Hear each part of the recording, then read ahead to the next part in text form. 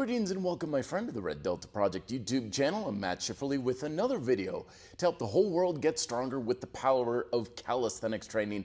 And today we're looking at one of the most direct and effective ways to work your lateral chain, particularly the muscles on the side of your core, your internal, external obliques, the hips, getting it working with the back, and potentially going to be a lot more effective and safer than all those wonky dumbbell side bends that you often see.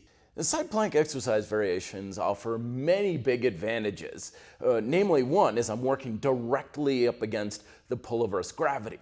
So this means that not only are my obliques and all of the muscles on the side here working hard to just support myself, I'm also having to integrate that with my hips, my lats, my shoulder, and all the other muscles along my lateral chain to create a much more cohesive engagement of the muscles. So it's not trying to isolate, but integrate, which not only is easier on the spine, but also more effective at training the muscles. And as I addressed in the T-plank episode a few weeks earlier, one of the key components to making the side plank work a heck of a lot better for you is to also treat it as a bit of an extension exercise, meaning that when you do your side planks, you want to pull your shoulder blades back, almost like you're doing a row, while at the same time, extending your hips forward pretty much, I would say, almost as much as you can. You almost want to feel like you're arching backwards, because most times when people do side planks,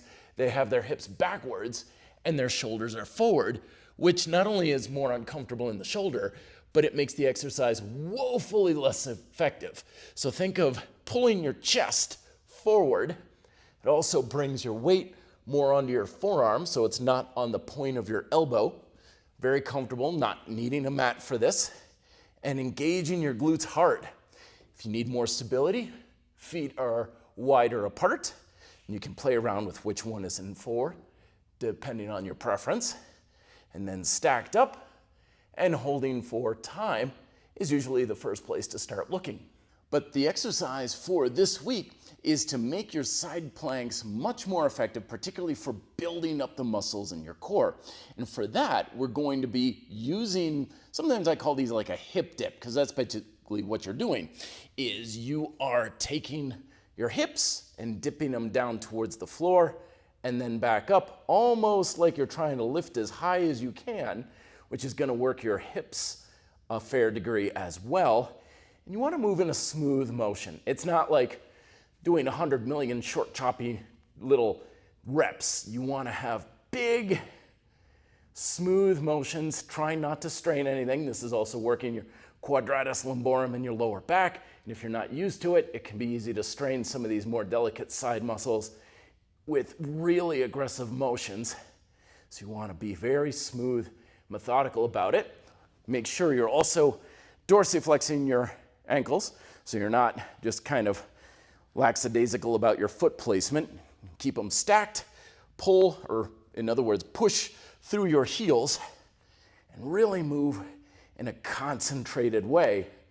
And if you do that with as much range as possible, you'll find it's quite the challenging way to work your obliques, hips, and even your lats. And one of the ways you can effectively increase the range and resistance of the exercise is to put your feet up on a slightly elevated surface. Something like a fairly low plyo box, like even 6 inches, can do quite a bit for you. It doesn't need to be as high as like a weight bench or anything.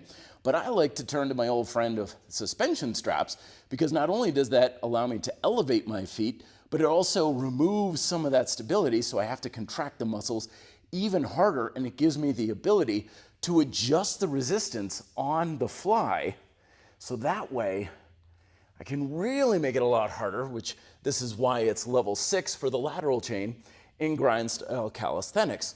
For this, toes to heel in the suspension straps. You're not trying to stack or anything like that, just to give you a little bit of support. The strap is near my ankle. It's not close to my toes. And then when I'm starting off, again, I engage my back. Glutes are already turned on, so that way when I lift up, I already have my support. And when I come down, I have more range, and it allows me to work the muscles quite a bit harder. And if you want to increase resistance, you just stretch out a few inches, and it gets really hard, really fast. If you're a real crazy masochist, you can go on your hand and get even more range and more leverage, which usually you can burn out in like 3 or 4 repetitions with that. I'm not even in good alignment here. That's why I don't even have the technique down. Here we go. Lots of back activation, folks. So things like human flags are not always the best option for folks to work the lateral chain, depending on your skill and proficiency. But this sort of thing makes a lot of resistance around your lateral chain really accessible, and again, a lot safer on the spine and easier to manage than just tipping over back and forth with a dumbbell or a kettlebell in one hand. You can check out the full Grind Style Calisthenics program in my book, Grind Style Calisthenics. Link is down below, and as always, put a micro workout down below in the description so you can apply this into a full core routine. It'll take you about 5-6 minutes total to really work everything along your obliques, your external and internal obliques, and your abdominals to a very high degree so you don't have to get stuck with endless crunches. All that's down below in the description. Let me know if you have further questions as well, and thank you very much as always for watching. Be fit and live free.